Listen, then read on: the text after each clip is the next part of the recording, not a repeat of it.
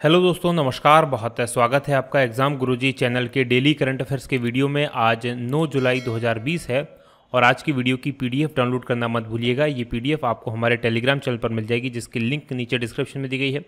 उसके अलावा ये पीडीएफ आपको हमारी एप्लीकेशन पर मिल जाएगी। एप्लीकेशन आप गूगल प्ले स्टोर से डाउनलोड कर सकते हैं और यहाँ पर आपको करंट अफेयर का फ्री टेस्ट भी लगाने को मिलेगा। तो आज ही एप्लीकेशन डाउनलोड कर लीजिए अगर अभी तक आपने ऐप डाउनलोड नहीं किया है तो। इसके अलावा आपके लिए हम एक लेकर आए हैं सुनहरा मौका, एकलव्य स्कॉलरशिप टेस्ट के नाम से। इस प्रतियोगिता में भाग लेने वाले हर प्रतियोगी को यहाँ पर इनाम मिलेगा, यानी कि वो जीतेगा, सब जीतेंगे। ये प्रतियोगिता 15 अगस्त 2020 को होगी। काफ़ी सारा समय आपके पास में है। 99 रुपये इसकी रजिस्ट्रेशन फीस है और यहाँ पर आपको फर्स्ट प्राइज के रूप में 3 लोगों को MPPSC मेंस का कोर्स जो कि 13,000 रुपये का वो मिलेगा। 10 लोगों को MPPSC प्री या SI जो भी एग्ज़ाम की तैयारी कर रहे हैं उसका कोर्स मिलेगा जो कि 3 से 4,000 रुपये का है। और 87 लोगों को इसमें जो है टेस्ट सीरीज मिलेगी जो कि 500 रुपये की है।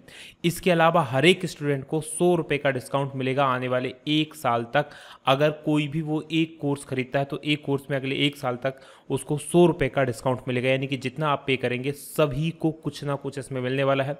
MPG के और जो करंट अफेयर मैं आपको पढ़ा रहा हूँ उसी से संबंधित इसमें प्रश्न आएंगे। तो जो लोग एग्जाम गुरुजी के कोर्स लेना चाहते थे, टेस्ट सीरीज लेना चाहते थे पर किन्हीं कारणों से नहीं ले पा रहे थे, उन सब के लिए बहुत ही शानदार और सुनहरा मौका है। इसके अलावा खुद की तैयारी को जांचने का भी सुंदर मौका है। तो आज इसको आप ज्वाइन कर सकते हैं।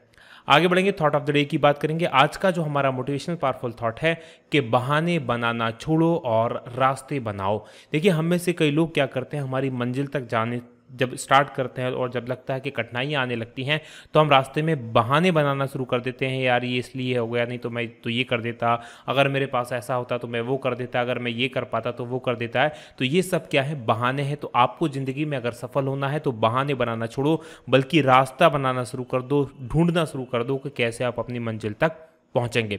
इसी थॉट के साथ आगे बढ़ेंगे, बात करेंगे क्योंकि रिवीजन कल के बढ़ेंगे करंट अफेयर के प्रश्नों का। पहला प्रश्न है कि रेलवे द्वारा BHEL के सहयोग से कहां 1.7 मेगावाट का सौर ऊर्जा संयंत्र स्थापित किया गया है, और ये बीना मध्य प्रदेश में किया गया है।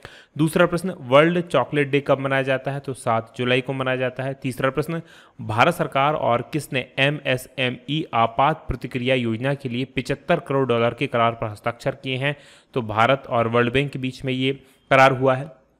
चौथा प्रश्न है कि किस देश ने जासूसी उपग्रह ओफेक 16 का प्रक्षेपण किया है, और ये इजराइल के द्वारा किया गया है। पांचवा प्रश्न, हाल ही में केंद्र सरकार द्वारा स्थापित IFSCA का अध्यक्ष किसे नियुक्त किए गए हैं, तो पहले अध्यक्ष बने हैं इंजीती श्रीनिवास। वहीं छठवां प्रश्न है कि किस राज्य में देहिंग पटकाई वन्यजीव अभयारण्य को राष्ट्रीय उद्यान में अपग्रेड किया गया है, और ये असम में स्थित है। वहीं सातवां प्रश्न है कि किस राज्य सरकार ने बुनकरों के लिए नेकेरा सम्मान योजना शुरू की है, और ये कर्नाटक सरकार के द्वारा शुरू की गई है। आठवां प्रश्न है कि 100% घरों में LPG कनेक्शन वाला देश का पहला राज्य कौन सा बना है, और ये हिमाचल प्रदेश बना है। और नवा प्रश्न है कि किस राज्य सरकार ने महा जॉब पोर्टल लॉन्च किया है, ये महाराष्ट्र ने किया है। और 10वां प्रश्न है कि F1 ऑस्ट्रियन ग्रैंड प्रिक्स खिताब किसने जीता है, ये वाल्टेरी बोटास ने जीता है। ये थे हमारे कल के पढ़े गए करंट अफेयर के प्रश्नों का क्विक रिवीजन। आगे बढ़ेंगे, आज के प्रश्नों की बात करेंगे। और आज के करंट अफेयर का पहला प्रश्न है कि मंत्रिमंडल ने कितने रुपए के कृषिगत ढांचागत कोष की स्थापना को मंजूरी दी है, और ये मंजूरी दी है 1,00,000 करोड़ रुपए के कोष को, यानी कि बी ऑप्शन प्रश्न का सही उत्तर है। डिटेल लिख लीजिए क्या है। तो केंद्रीय मंत्रिमंडल की बैठक हुई थी और इसमें एक नए pan India central sector scheme शुरू की है, और इसका नाम है एग्रीकल्चर इंफ्रास्ट्रक्चर फंड या एग्री इंफ्रास्ट्रक्चर फंड। इसको मंजूरी दी है, और इस योजना के तहत बैंक और जितने भी वित्तीय संस्थान हैं उनके द्वारा प्राथमिक कृषि साख समिति, जो कि गाँव के अंदर सोसाइटी जिन्हें कहते हैं, विपणन सहकारी समिति, किसान उत्पादक संगठन, स्व सहायता समूह, किसान स्टार्टअप्स और केंद्र और राज्य की एजेंसी, इनको ऋण के रूप में 1,00,000 करोड़ रुपए मुहैया कराए जाएंगे, यानी कि बैंक और वित्तीय संस्थान इतनी राशि इनको देंगे। और इस योजना की अवधि वित्तीय वर्ष 2020 से लेकर 2029 तक, यानी कि 10 वर्षों की इसकी अवधि होने वाली है। आगे बढ़ेंगे, दूसरे प्रश्न की बात करेंगे कि केंद्र सरकार ने गरीब कल्याण अन्न योजना को कब तक के लिए बढ़ा दिया है, तो केंद्र सरकार ने इस योजना को जो है नवंबर 2020 तक के लिए बढ़ा दिया है, यानी कि डी ऑप्शन प्रश्न का सही उत्तर है। डिटेल लिख लीजिए क्या है। तो जो केंद्रीय मंत्रिमंडल की बैठक हुई थी उसमें प्रधानमंत्री गरीब कल्याण अन्न योजना, जो कि लॉकडाउन के समय में शुरू की गई थी गरीब लोगों को राशन मुहैया कराने के लिए, इसको 5 महीने के लिए और बढ़ाने की मंजूरी दी है और इस योजना को अब नवंबर 2020 तक के लिए बढ़ा दिया गया है, ये आपको याद रखना है। और इस योजना का उद्देश्य जो गरीब और समाज का उपेक्षित वर्ग है उसको इस कोरोना महामारी के बीच में, जबकि उसके पास रोजगार भी नहीं है, तो उसको एक सुरक्षा कवच प्रदान करना है, उसको अन्न राशन उपलब्ध करवाना है ताकि वो भूखमरी का शिकार ना हो। और इस योजना के अंतर्गत जो लाभार्थी परिवार होता है उसके प्रत्येक सदस्य को 5 किलोग्राम गेहूं, चावल और प्रत्येक परिवार को 1 किलोग्राम चना 5 महीने के लिए दिया जाएगा। आगे बढ़ेंगे, तीसरे प्रश्न की बात करेंगे कि भारत और किस देश के तट रक्षकों के बीच समझौता ज्ञापन पर हस्ताक्षर हुए हैं, और ये हुए हैं भारत के पड़ोसी देश इंडोनेशिया से, यानी कि बी ऑप्शन प्रश्न का सही उत्तर है। डिटेल लिख लीजिए क्या है, तो भारतीय तटरक्षक बल ने समुद्री संबंधों और व्यापक रणनीतिक साझेदारी, यानी दोनों देशों के बीच में जो साझेदारी है उसको बढ़ाने के लिए इंडोनेशियाई तटरक्षक बल के साथ एक MOU मेमोरेंडम ऑफ अंडरस्टैंडिंग पर हस्ताक्षर किए हैं। और इसके तहत समुद्री प्रदूषण प्रतिक्रिया, यानी समुद्र का जो प्रदूषण होता है, समुद्री कानून प्रवर्तन, समुद्र से संबंधित जो दोनों देशों का कानून है उनको लागू करने, समुद्री खोज और बचाव के क्षेत्रों में सहयोग करने और सहकारी साझेदारी में सुधार लाने के लिए इस नए समझौते पर दोनों देशों ने हस्ताक्षर किए हैं। इस समझौता ज्ञापन में ड्रग्स की तस्करी, अवैध प्रवासन, समुद्री डकैती की घटनाएं, तस्करी और अन्य ऐसे समुद्री अपराध जो होते हैं समुद्र से संबंधित हैं, इनकी रोकथाम के लिए सहयोग, नियंत्रण और प्रतिक्रिया के लिए एक चैनल के रूप में काम करेगा और क्षेत्र की सुरक्षा सुनिश्चित करने में मदद करेगा। तो कुल मिलाकर इससे ये हो जाएगा कि दोनों देशों की सुरक्षा को ध्यान में रखकर ये समझौता किया गया है।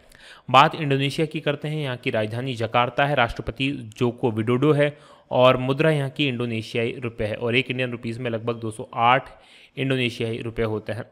चलिए मैप में मैं आपको अब इंडोनेशिया लिए चलता हूँ। तो जैसा कि आप स्क्रीन पर देख पा रहे हैं हमारा भारत, और हमारे भारत से अगर आपको इंडोनेशिया जाना है तो नीचे की तरफ ये जो आपको बड़ा सा देश दिखाई दे रहा है गुलाबी कलर का, यही इंडोनेशिया है। जो यहाँ पर अगर आप देखेंगे तो पापुआ न्यू गिनी एक देश है, यहाँ से लेकर तो इधर भारत के अंडमान निकोबार तक यहाँ पर आप देखेंगे तो ये अंडमान निकोबार के पास में पड़ता है, तो अंडमान निकोबार तक ये फैला हुआ है। ऊपर इसके सिंगापुर और मलेशिया है, नीचे आप देखेंगे तो इस तरफ यहाँ पर नीचे की तरफ ऑस्ट्रेलिया लग जाता है और ये ईस्ट तिमोर है। अब यहाँ की राजधानी क्या है, तो वर्तमान में तो यहाँ की राजधानी ये जकार्ता है, लेकिन इसको अब चेंज किया जा रहा है। इसको ये जो द्वीप है बुर्नोई द्वीप, इस पर चेंज किया जा रहा है, यहाँ पर इसको स्थानांतरित किया जा रहा है। तो ये आपके याद रखना है इसके बारे में। आगे बढ़ेंगे, बात करेंगे अगले प्रश्न की। अगला प्रश्न आपके सामने चौथा है कि global real estate transparency index में भारत का कौन सा स्थान है, तो इसमें भारत जो है 34वें स्थान पर है, यानी कि ए ऑप्शन प्रश्न का सही उत्तर है। डिटेल लिख लीजिए क्या है, तो भारत ने द्विवार्षिक global real estate transparency index GRETI में 34वां स्थान प्राप्त किया है और 2014 के संस्करण की अगर हम बात करें तो उसमें भारत 39वें स्थान पर था, यानी भारत ने इसमें उन्नति की है। इस सूचकांक में यूनाइटेड किंगडम यानी कि यूके या ब्रिटेन जिसे कहते हैं वो नंबर 1 पर है, USA यानी कि अमेरिका नंबर 2 पर है और ऑस्ट्रेलिया नंबर 3 पर है।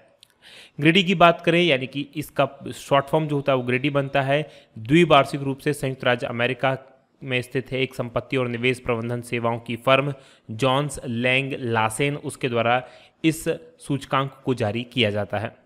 आगे बढ़ेंगे, 5वें प्रश्न की बात करेंगे कि दुनिया के दूसरे सबसे बड़े डेटा सेंटर NM1 इसका उद्घाटन कहाँ किया गया है, तो इसका जो उद्घाटन किया गया है वो महाराष्ट्र में किया गया है, यानी कि ए ऑप्शन प्रश्न का सही उत्तर है। डिटेल लिख लीजिए क्या है, तो महाराष्ट्र के मुख्यमंत्री हैं उद्धव ठाकरे और इन्होंने मुंबई के पास में एशिया के सबसे बड़े और दुनिया के दूसरे सबसे बड़े Tier 4 डेटा सेंटर का वर्चुअली उद्घाटन किया है, क्योंकि लॉकडाउन की वजह से कोई कहीं आ जा नहीं पा रहा है। योटा NM1 ये डेटा सेंटर बिल्डिंग है, ये भारत में सबसे बड़ा Tier 4 डेटा सेंटर अब ये हो गया है। तो यहाँ आपको याद रखना है ये वो बिल्डिंग है जिसमें ये डेटा सेंटर स्थित है। ये एक निजी डेटा सेंटर है, उसका यूज़ इंजीनियरिंग और रियल एस्टेट व्यवसाय को लिए किया जाएगा और ये जो डेटा सेंटर ये बनाया गया है ये योटा इंफ्रास्ट्रक्चर सॉल्यूशन LLP ये हीरा नंदानी समूह की एक सहायक कंपनी है, उसके द्वारा इस डेटा सेंटर को बनाया गया है। आगे बढ़ेंगे, छठवें प्रश्न की बात करेंगे कि कौन सा बैंक गंगा को स्वच्छ बनाने के लिए भारत को $400 मिलियन का ऋण देगा, और ये समझौता हुआ है भारत और विश्व बैंक के बीच में। यानी कि बी ऑप्शन प्रश्न का सही उत्तर है। डिटेल लिख लीजिए क्या है। तो विश्व बैंक ने जो भारत सरकार की नमामि गंगे कार्यक्रम है, नमामि गंगे प्रोजेक्ट है, उसमें सहयोग बढ़ाने के लिए और गंगा नदी का कायाकल्प करने के लिए भारत सरकार के साथ में $400 मिलियन के एक ऋण समझौते पर हस्ताक्षर किए हैं।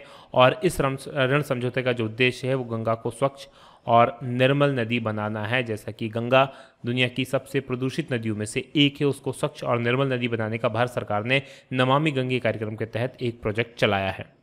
विश्व बैंक ने नदी के प्रबंधन के लिए नोडल एजेंसी के रूप में राष्ट्रीय स्वच्छ गंगा मिशन को स्थापना करने में भी मदद करी थी। 2011 से ये जो है मिशन चलाया जा रहा है। तो विश्व बैंक इसके लिए भारत को लगातार फंडिंग कर रहा है। बात विश्व बैंक की करते हैं। इसका मुख्यालय वाशिंगटन डीसी में है, जो कि अमेरिका की राजधानी है, और जुलाई 1944 में ब्रिटेन वुड्स सम्मेलन में इसकी स्थापना हुई थी। डेविड मालपास वर्तमान में विश्व बैंक के अध्यक्ष हैं और एमडी और मुख्य वित्तीय अधिकारी अंशुला कांत हैं। आगे बढ़ेंगे, सातवें प्रश्न की बात करेंगे कि इंस्टाग्राम पर सबसे ज़्यादा कमाई करने वाले सेलिब्रिटी कौन बन गए हैं, और ये सेलिब्रिटी बने हैं ड्वेन जॉनसन, जिनको हम सब द रॉक के नाम से जानते हैं। ये आपको याद रखना है कि द रॉक के नाम से जाने जाने वाले ड्वेन जॉनसन ये इंस्टाग्राम पर सबसे ज़्यादा कमाई करने वाले सेलिब्रिटी हो गए हैं। इनसे पहले कौन थी? तो इनसे पहले काइली जेनर थी, जो दुनिया की सबसे कम उम्र की करोड़पति थी, सेल्फ मेड करोड़पति। ये आपको याद रखना है। डिटेल लिख लीजिए क्या है।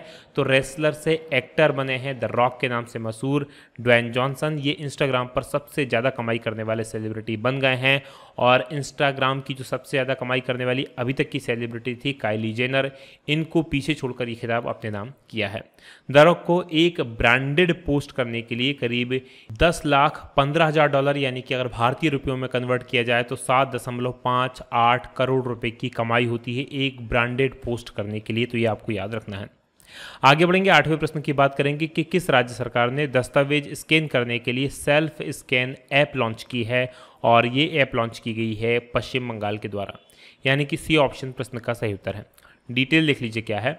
तो पश्चिम बंगाल की मुख्यमंत्री हैं ममता बनर्जी, और इन्होंने सेल्फ स्कैन नाम की एक जो है मोबाइल एप्लीकेशन को लॉन्च किया है। और ये एप्लीकेशन काम आती है जो दस्तावेज होते हैं उनको स्कैन करने के लिए, और राज्य का जो सूचना प्रौद्योगिकी विभाग है उसके द्वारा इस ऐप को बनाया गया है, विकसित किया गया है।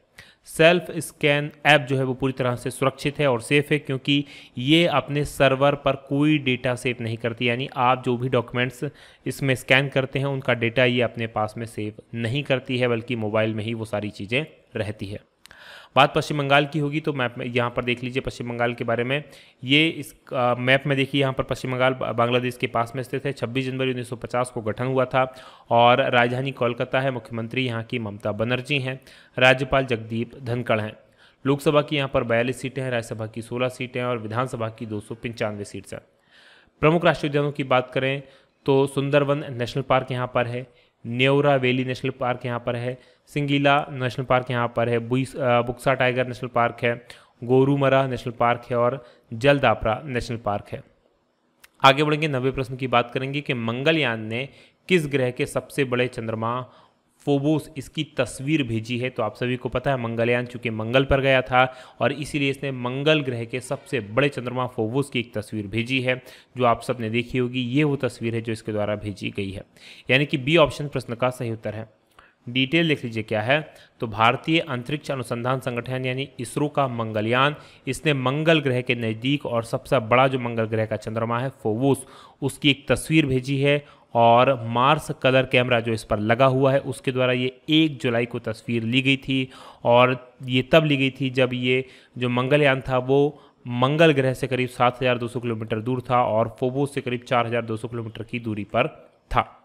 इसरो ने 5 नवंबर 2003 को आंध्र प्रदेश के श्रीहरिकोटा से PSLV रॉकेट के जरिए ये इसका प्रक्षेपण किया था, और इसमें करीब 450 करोड़ रुपए की लागत आई थी, ये आपको याद रखना है। और भारत पहले ही प्रयास में मंगल ग्रह पर पहुंचने वाला या मंगल ग्रह की कक्षा में पहुंचने वाला दुनिया का पहला देश बन गया था। राइट, आगे बढ़ेंगे, बात करेंगे 10वें प्रश्न की कि भारत के 66वें चेस ग्रैंड मास्टर कौन बने हैं, और ये बने हैं जी आकाश। सी ऑप्शन प्रश्न का सही उत्तर है।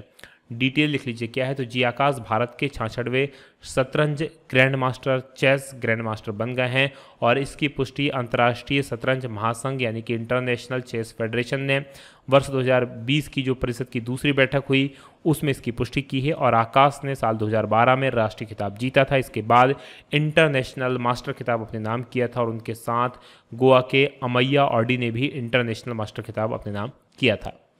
अब बात करेंगे आज के करंट अफेयर में यहीं तक और कल के सवाल की। कल मैंने आपसे प्रश्न पूछा था कि किस प्रदेश में वर्ष 2020 का ई पंचायत पुरस्कार जीता है, और ये पुरस्कार जीता है हिमाचल प्रदेश ने, यानी कि ए ऑप्शन प्रश्न का सही उत्तर है। काफ़ी सारे लोगों ने इस प्रश्न का सही उत्तर दिया था। जिन लोगों ने सही उत्तर दिया था उनको बधाई, और जिन लोगों ने सही उत्तर नहीं दिया था वो थोड़ा सा और अपनी प्रैक्टिस को अच्छा करें। अब बढ़ेंगे आज के सवाल की तरफ। आज का हमारा सवाल है कि फीफा महिला विश्व कप 2023 की संयुक्त मेजबानी कौन से देश करेंगे। तो इनमें से किन देशों के द्वारा इसकी संयुक्त रूप से मेजबानी की जाएगी, कमेंट करके जरूर बताइएगा। और ये वीडियो कैसा लगा ये बताना मत भूलिएगा। आज की बात होगी यहीं समाप्त। आप लोगों का बहुत बहुत धन्यवाद। जय हिंद, जय भारत।